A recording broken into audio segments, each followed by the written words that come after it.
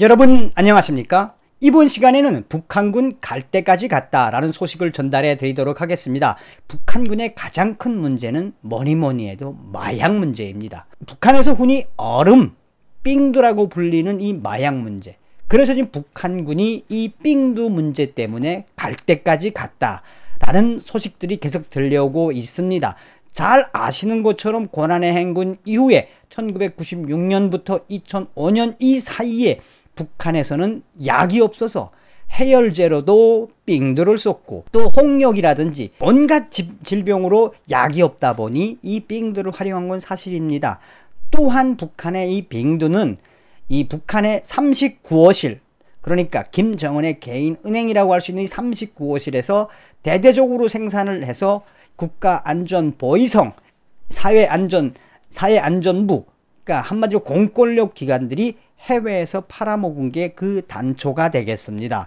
자, 이러다 보니 북한 인민들부터 이 삥두에 한마디로 이제 중독된 사람들도 많거니와 이번에 들려온 소식은 인민군이 지금 이 삥두, 쉽게 말하면 얼음 때문에 북한군의 전투력이 사정없이 저하되고 있다라는 소식입니다. 그 소식을 하나하나 전달해 드리도록 하겠습니다.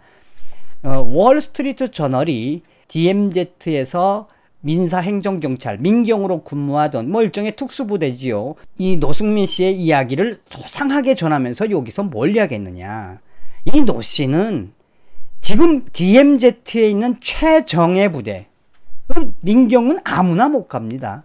DMZ 내에 있는 군복무를 하는 사람들은 우선 사상부터 거의 한 5천까지 봐요, 토대를.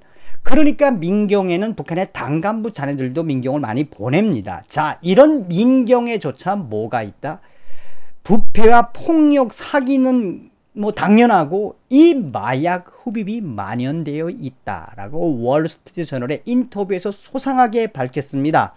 노철민 씨는 인민군 장교들은 지금 이 삥두를 하지 않는 사람들이 없다. 인민군 장교들은 이 삥두만 하면은 상하관계가 없다. 한마디로 접행되는 겁니다. 그러니까 인민군 장교들부터 이렇게 삥두에 노출되어 있으니 일반 사병들, 인민군 하급병사들은 그걸 안 하겠습니까?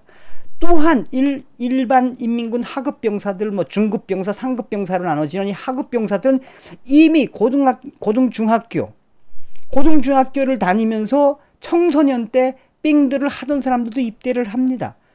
또한 노철민 씨가 이야기했던 거는 무엇이냐? 민경에서 근무를 하면서 이 삥두를 통해서, 이 얼음을 통해서 돈벌이를 하고 있는 북한군 장교들과 또 삥두를 가져다 주면은 훈련도 열애시켰고, 이 겨울에 가장 어려운, 민경에서 가장 어려운 잠복 근무도 열애시켰다라는 거 아닙니까? 자유아시아방송은 북한에 지금 만연되어 있는 마약 범죄, 그 처벌과 회유책을 병행하고 있다.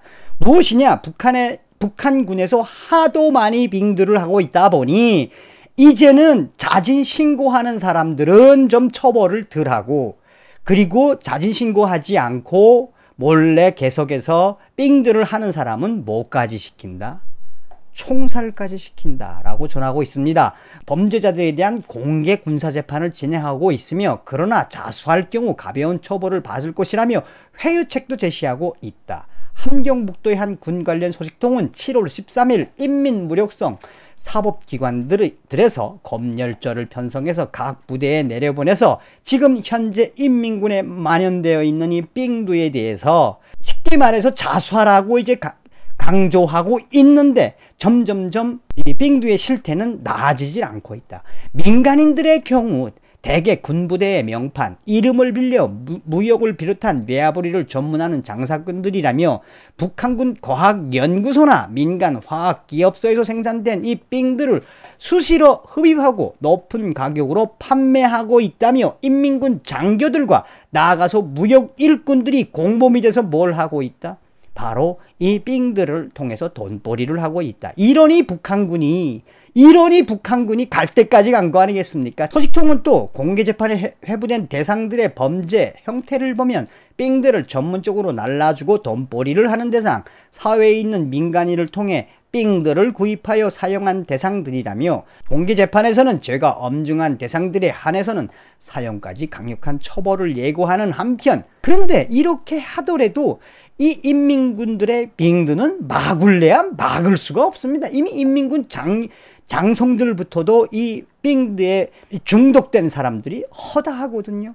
그래서 인민무력성 간부들, 인민무력성 이 최소한 1스타, 2스타들 지나가는 곳에는 항상 군의국에서 나와서 뭐 하고 있느냐, 삥드를 했는지 안 했는지 항상 혈액 검사를 할 정도로 지금 인민군에서는 이 삥드가 장난이 아니다라고 밝히고 있습니다. 태영호 의원은 현재 북한에 만연되어 있는 당 간부들까지 만연되어 있는 이 삥드 문제, 얼음 문제는 도대체 해결할 수 있는 기회가 없다며 북한 당국도 어떻게 하든 이 문제를 해결하려고 노력하고 있고, 또 북한 군 간부들도 만연된 이 삥드 현상을 인민군 총참모부나 인민국 총정치국에서 대대적으로 하고 있지만 인민군 장성들의 이 삥드의 중독 현상은 막을 수가 없다.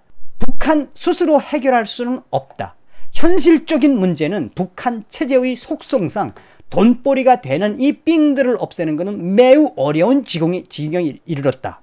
그러면서 태영호 위원은 북한의 이 삥드 문제는 김정은 정권의 체제 변화 후 가능할 것이다 라고 전하고 있습니다. 그러니까 무슨 이야기입니까? 태영호 위원님께서 이야기하시는 북한의 삥드 문제는 김정은 정권이 뒤집어져야만 해결할 수 있는 북한 초유의 문제다. 계속해서 여러분들에게 그전에 KBS가 보도했던 북한 군들의 이 삥드에 대한 소식, 그 소식 영상도 함께 보겠습니다. 지난해 초 평양의 한 군병원을 찾은 김정은 제1위원장은 모르핀 주사 등을 멋대로 쓰지 말라고 지시합니다. 하지만 불과 한 달 뒤 이곳 군의관들이 모르핀 주사를 남용하고 대량 밀거래한 사실이 적발됩니다. 탈영해 마약에 손을 대거나 밀매업자들과 결탁하는 등 범죄로 이어지는 사실도 군 내부 문건을 통해 드러납니다. 군 내 마약이 확산되자 김정은은 지난해 3월 총정치국에 비준과업을 내려 마약 소탕전을 진행한 뒤 마약 사범들을 공개 재판에 회부해 위험성을 알리라고 지시합니다.